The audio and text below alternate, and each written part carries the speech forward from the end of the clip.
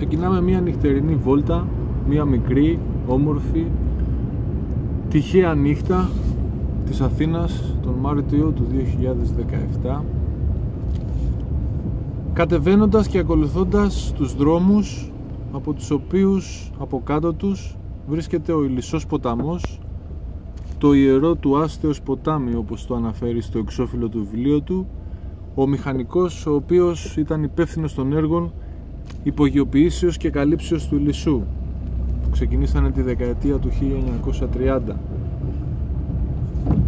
και ολοκληρωθήκανε γύρω στο τη δεκαετία του 1950, και ο Ηλισσός από τότε είναι υπογειοποιημένος κάτω από τους σύγχρονους δρόμους της Αθήνας, και μόλις τώρα μπαίνουμε από την οδό Φιδιππίδου στην οδό Μιχαλακοπούλου και ξεκινάμε πλέον να βρισκόμαστε πάνω από την υπογειοποιημένη κήτη του Ηλισσού ποταμού. Εξάλλου αυτός είναι ο λόγος που η Μιχαλακοπούλου σαν δρόμος δεν έχει ευθεία χάραξη, αλλά έχει αυτές τις γνωστές καμπύλες για όποιον ταξιδιώτη, περαστικό, οδηγό την έχει διασχίσει κάποτε ή τη διασχίζει. Η φιδίσια αυτή λοιπόν διαδρομή οφείλεται στο γεγονός ότι έχει πάρει ακριβώς την γραμμή πορείας του Ηλισσού ποταμού. Ο Ηλισσός λοιπόν, με τα νερά του να κυλάνε τώρα υπόγεια, βρίσκεται από κάτω μας. Θα τον ακολουθήσουμε περνώντας όλους αυτούς τους δρόμους μέχρι το σημείο που μπορούμε να προχωρήσουμε με αυτοκίνητο. Στη Μιχαλακοπούλου στην ουσία συμβάλλανε τα δύο μεγάλα ρεύματα, όπως αναφέρονται αλλιώς τα ρέματα. Το ένα ερχόταν και συγκέντρωνε τα νερά από τις περιοχές του Ψυχικού, των αμπελοκήπων, είναι ο κλάδος Ψυχικού αμπελοκήπων, και ο δεύτερος έτσι μεγάλος κλάδος είναι ο κλάδος που ξεκίναγε από Χολαργό, Παπάγου, ενωνότανε με τους κλάδους που κατέβαζαν τα νερά από το Ζωγράφου, και στο ύψος της Μιχαλακοπούλου με την Παπαδιαμαντοπούλου οι δύο αυτοί κλάδοι ενωνόντουσαν και ξεκίναγε η κεντρική κήτη του Ηλισσού ποταμού. Στην ουσία λοιπόν τώρα βρισκόμαστε πάνω στην κήτη του κλάδου που έρχεται μέσα από το Γουδί και φέρνει τα νερά από τις περιοχές του Ψυχικού και των αμπελοκήπων, τις νότιο-ανατολικές παρυφές των Τουρκοβουνίων δηλαδή. Εδώ είναι ένα πολύ ενδιαφέρον σημείο, στην κήτη του Ηλισσού ποταμού. Βρισκόμαστε πίσω από το νοσοκομείο Αλεξάνδρα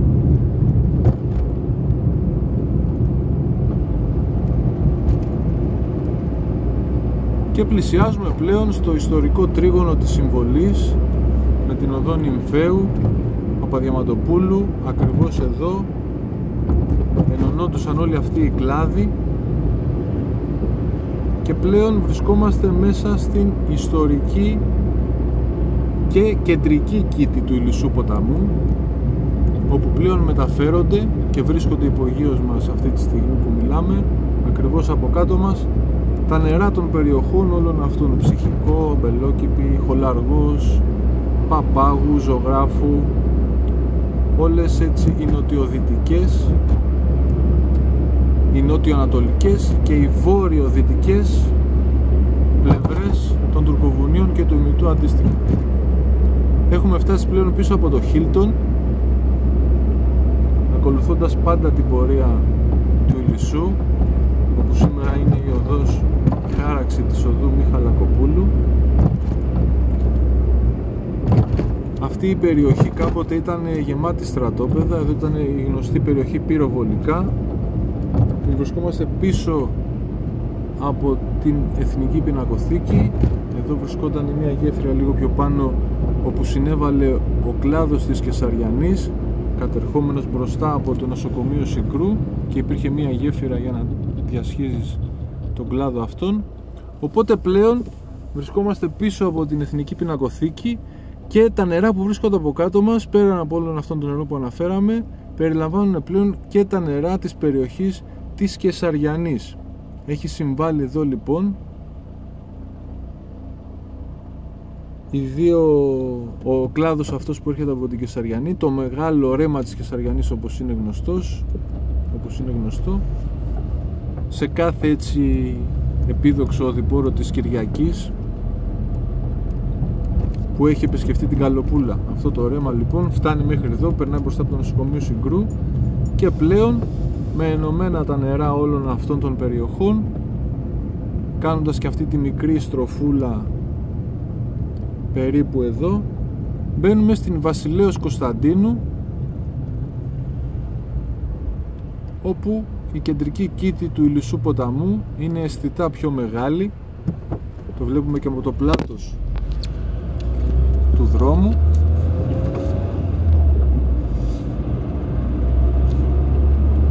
Και συνεχίζοντας περνάμε ακριβώς μπροστά από το Εθνικό Ίδρυμα Ερευνών. Το επόμενο φανάρι που ευτυχώς μας πιάνει κόκκινο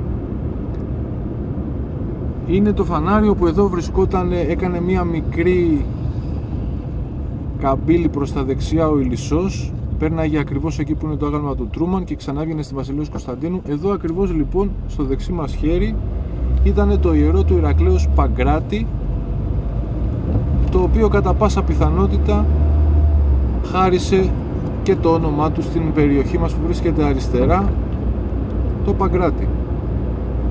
Συνεχίζοντας λοιπόν, έχοντας αριστερά μας το Παγκράτη,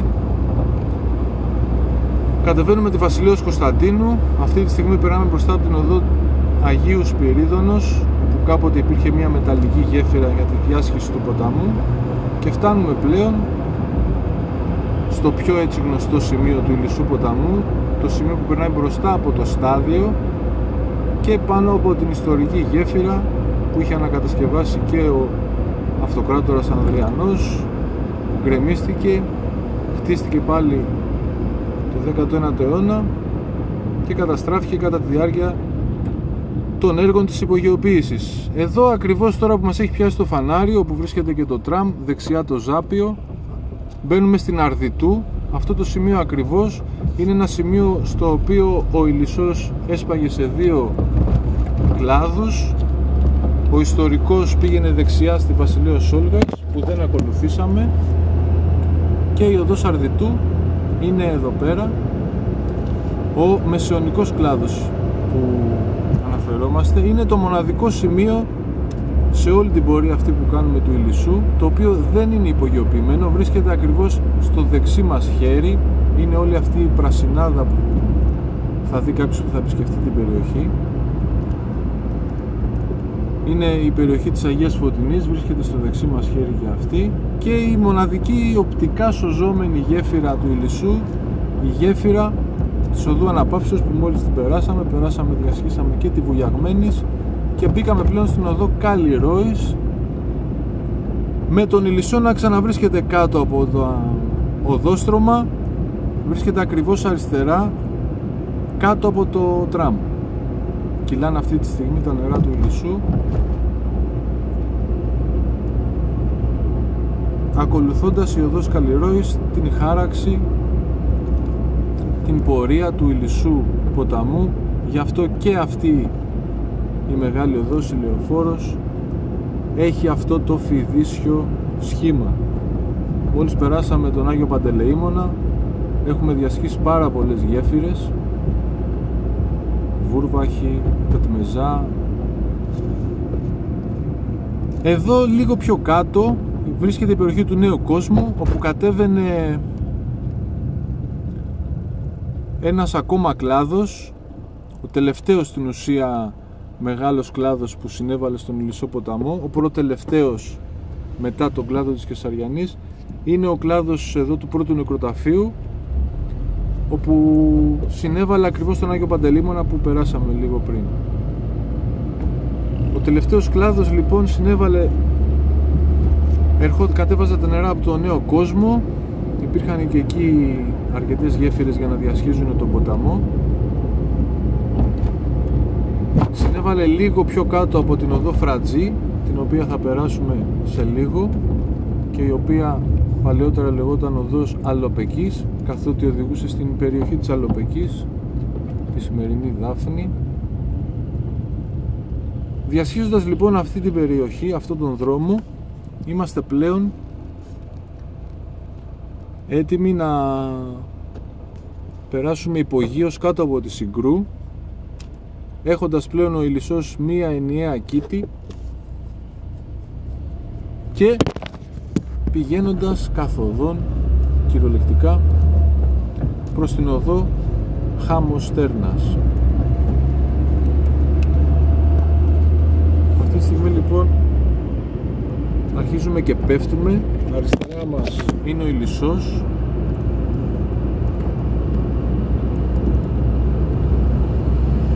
βλέπουμε.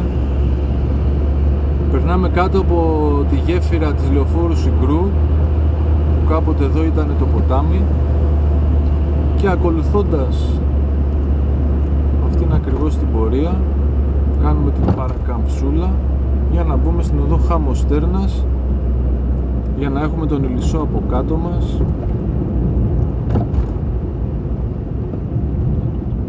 και όπως και οι προηγούμενοι δρόμοι που έχουμε ήδη διασχίσει, έτσι και η Χάμος-Στέρνας έχει αυτό το φιδίσιο σχήμα που, όπως εξηγήσαμε, οφείλεται στο ότι κρύβει από κάτω της την ιστορική κήτη του Ηλισσού ποταμού.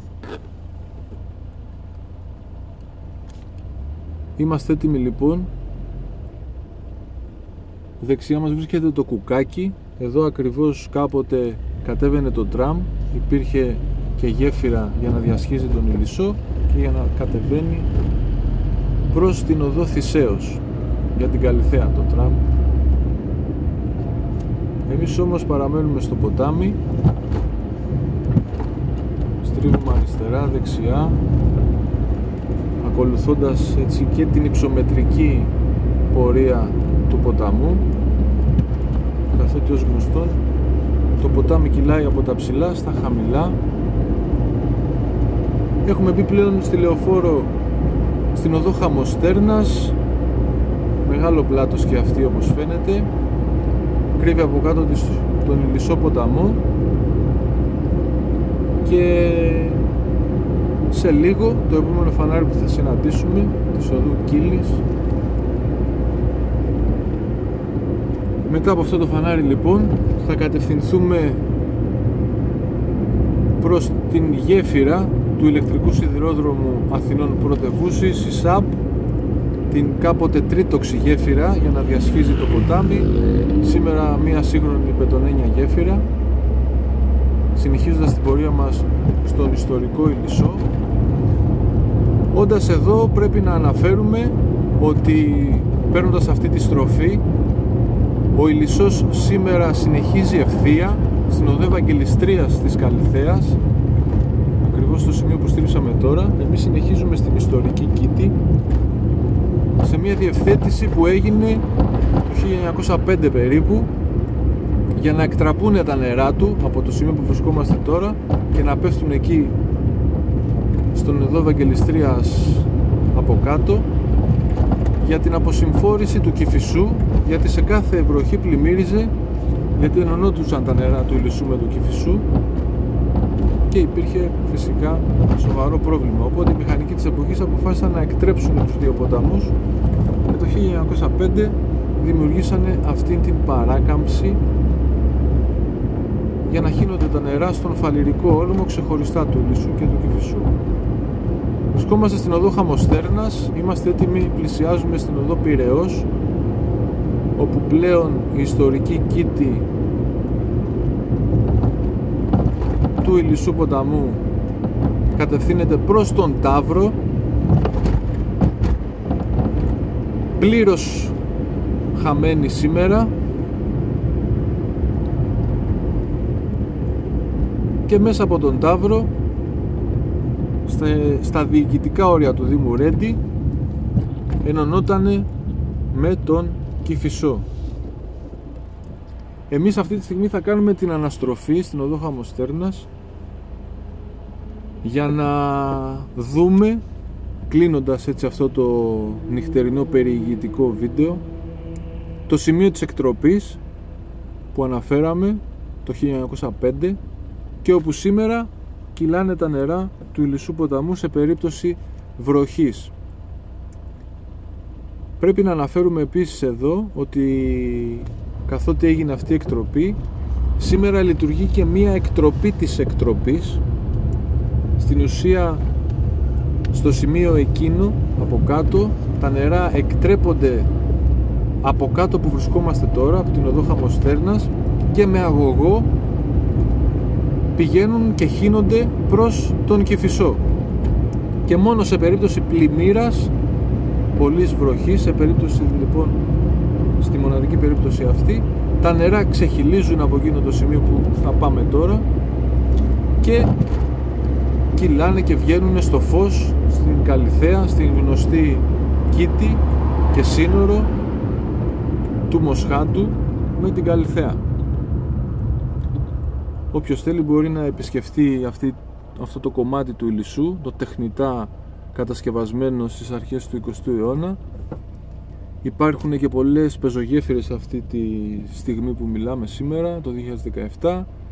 Υπάρχουν και δύο έτσι δρόμοι, οι οποίοι μπορείς να διασχίσεις τον Ηλισσό με αυτοκίνητο, με την πιο γνωστή να είναι η Λεωφόρος Ποσειδώνος, όπου όποιος θέλει μπορεί να σταματήσει για να δει από κάτω την πεντάτοξη γέφυρα, στις αρχές του 20ου αιώνα χτίστηκε, του Ηλισσού, και φυσικά σε περίοδο πλημμύρας να μπορεί να δει τα νερά του Ηλισσού αφρισμένα να καταλήγουν στον Φαλιρικόλμο. Εδώ λοιπόν τώρα περνάμε τη γέφυρα πάλι του ηλεκτρικού σιδηρόδρομου, την κάποτε τρίτοξη γέφυρα,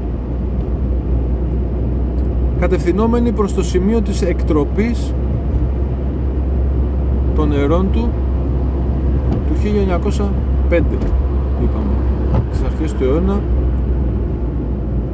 εποχή που μηχανικός καθηγητής τότε του Πολυτεχνείου ήταν ο Άγγελος Γκίνης. Εδώ λοιπόν, στρίβοντας, βρισκόμαστε ακριβώς πάνω από το σημείο της εκτροπής και πάνω από την τεχνητή Κήτη του Ηλισσού ποταμού. Η Κήτη βρίσκεται ακριβώς στο αριστερό μας χέρι, βρίσκεται κάτω από αυτό το πάρκο που υπάρχει εδώ αυτή τη στιγμή, στην οδό Ευαγγελιστρίας, το οποίο έχει γήπεδα, παγκάκια, χώρους στάθμευσης. Περνάει μπροστά από τον ηλεκτρικό σιδηρόδρομο, ηλεκτρικό σταθμό του Ταύρου, φτάνει μέχρι τον σταθμό της Καλιθέας και λίγο πιο κάτω γίνεται ανοιχτή πλέον η Κήτη του, όπου όπως είπαμε ο καθένας μπορεί να δει σε κάθε μέρα βροχής τα νερά του Ηλισσού σήμερα ζωντανά να κυλάνε υπό το φως. Αυτή ήταν λοιπόν η διαδρομή μας. Εδώ κάπου σταματάμε και σας ευχόμαστε καλές προσωπικές περιηγήσεις, είτε άνω είτε κάτω, είτε στεγνές είτε υγρές. Γεια χαρά!